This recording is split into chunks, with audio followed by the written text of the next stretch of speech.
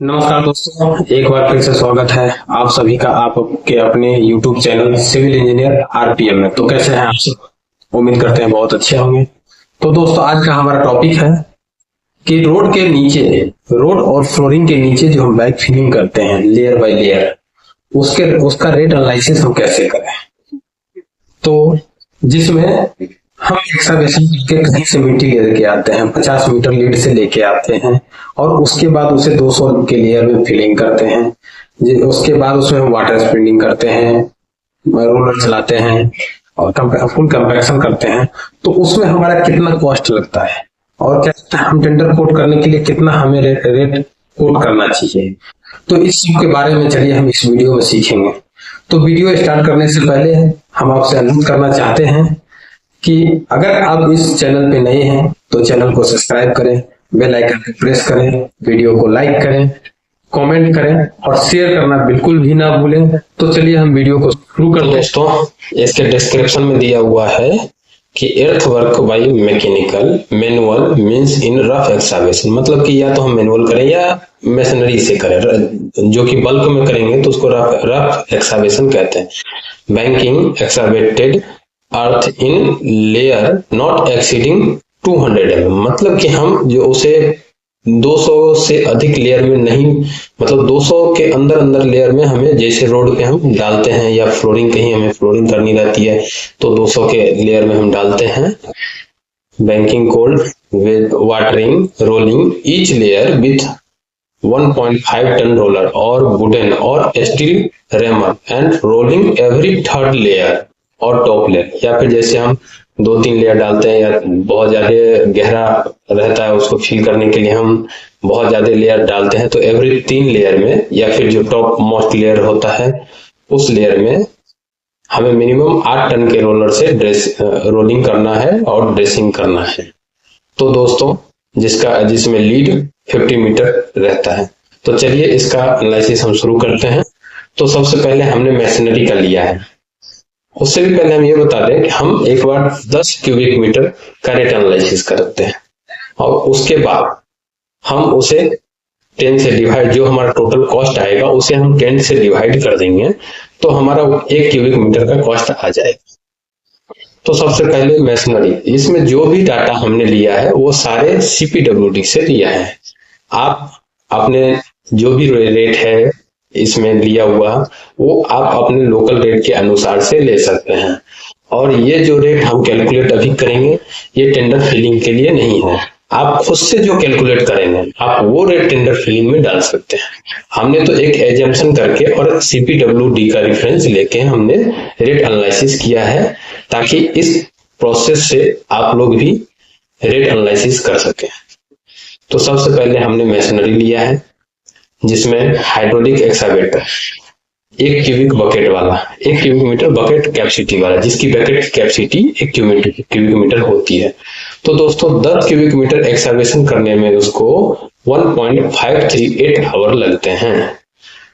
तो जिसका रेट हमने सीपीडब्ल्यूडी से ही कंसीडर किया है और ये पॉइंट यूनिट जो प्रोडक्टिविटी यूनिट है वो भी हमने सीपीडब्ल्यूडी से ही कंसीडर किया है।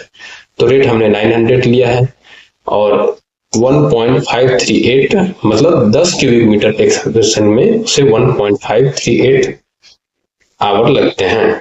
और जो डोजर होते हैं जैसे हमने डंपिंग किया, डंपिंग करने के बाद उसे डोजिंग करने के लिए डोजर 80 एचपी का यूज करते हैं, जिसकी प्रोडक्टिविटी 0.374 आवर है 10 क्यूबिक मीटर के लिए, जिसका रेट हमने 1700 रुपये पर आवर पकड़ा है।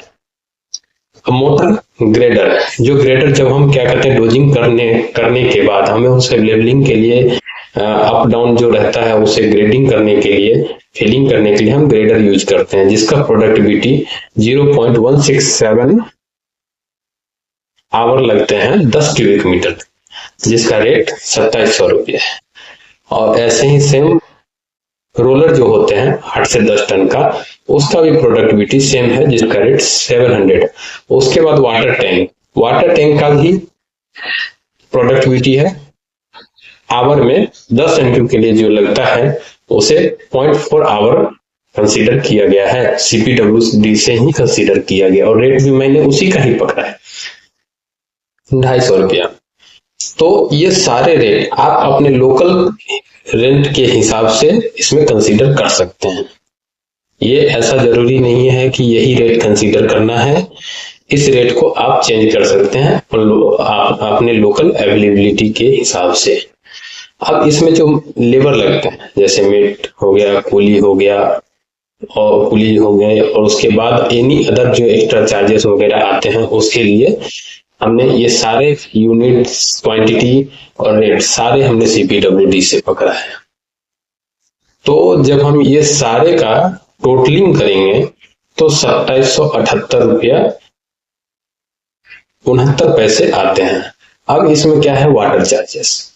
तो वाटर चार्जेस अप्लाई करते हैं, या फिर अगर आपको water free of cost provide किया जा रहा है क्लाइंट की तरफ से, तो आप वाटर चार्जेस ऐड नहीं कर सकते हैं। उसके बदले में अगर इलेक्ट्रिसिटी चार्जेबल होगी तो इलेक्ट्रिसिटी चार्ज कर सकते हैं। सेफ्टी स्टैंडर्ड्स फॉलो करने के लिए आप सेफ्टी चार्ज कर सकते हैं, सेस चार्ज कर सकते हैं, या फिर अगर आपको जैसे अलग से GST वगैरह नहीं दिया जा रहा है और टैक्स नहीं दिया जा रहा है और वो आप पे एप्लीकेबल हो रहा है, तो वो सब आप ऐड कर सकते हैं इसमें।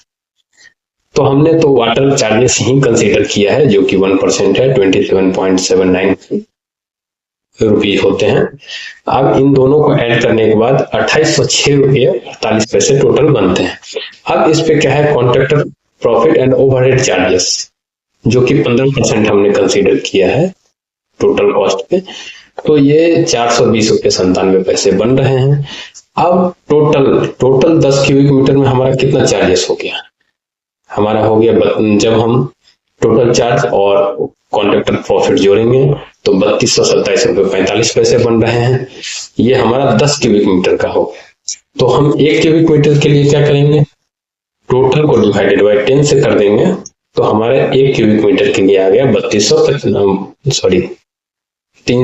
रुपया 75 पैसे। तो इसी तरह से आप लोग भी आप अपने लोकेलिटी के हिसाब से अपना रेट डालिए और कैलकुलेट कीजिए।